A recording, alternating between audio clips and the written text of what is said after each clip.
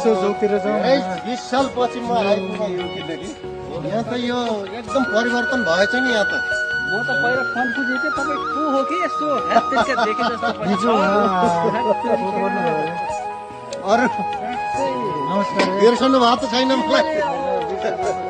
साथीले चाहिँ लिएर आउनु भएको त भेटघाट गराउनको लागि। सानसानै थियौँ यहाँ त धेरै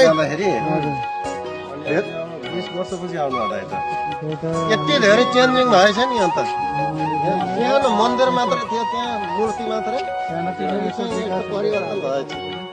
त्यही त साँच्चै म अलिक कन्फ्युज छु के। हजुर तपाईँ मधु दाई हो र? ल हेर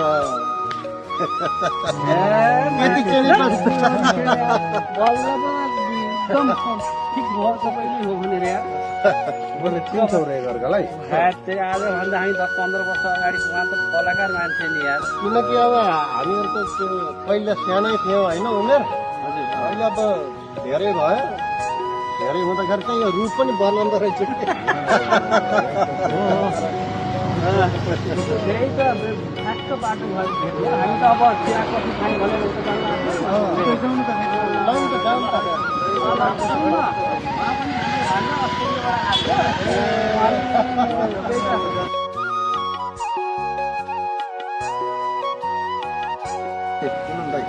हजुर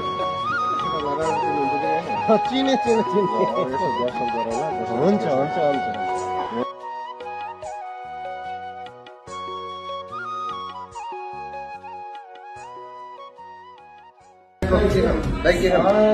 मलाई जे भए पनि हुन्छ। एकदम पर्छन् पहिला पानी थियो।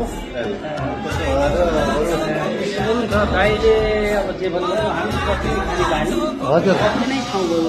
हुन्छ हुन्छ हुन्छ।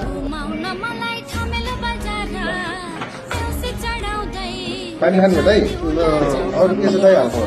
हालखबर त म अहिले 20 वर्ष भयो विदेश निकै लामो समय त्यतिखेर अब यतातिर घर परिवार एक्लै।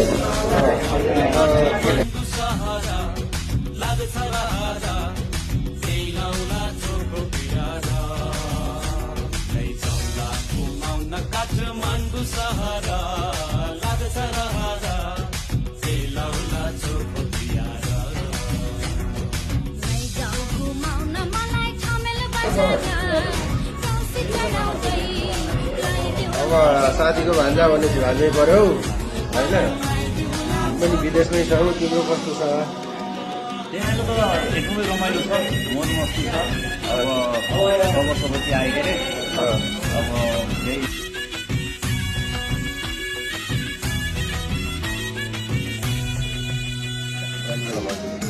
धेरै रमाइलो भयो, धेरै रमाइलो।